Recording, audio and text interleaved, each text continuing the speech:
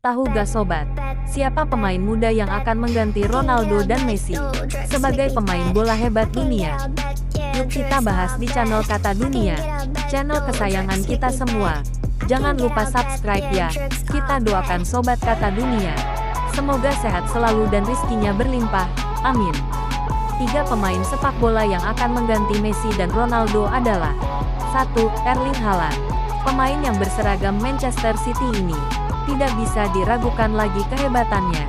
Dia selalu gacor dimanapun berada, baik di level klub dan timnas sobat, dan sekarang masih menjadi top skor Liga Inggris. 2. Kylian Mbappe.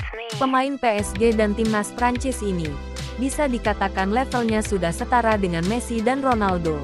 Dia juga sebagai pemain termuda yang sudah menjuarai Piala Dunia dan selalu mencetak gol di final. Terbaru dia masuk dalam nominasi pemain terbaik dunia bersama Messi dan Benzema.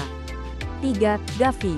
Muda dan bertalenta, skillnya sangat mumpuni di lini tengah, punya kemampuan yang mirip dengan Capil dan Iniesta sekaligus. Pemain dengan paspor Spanyol ini sudah dinobatkan sebagai pemain muda terbaik dunia ya, sobat.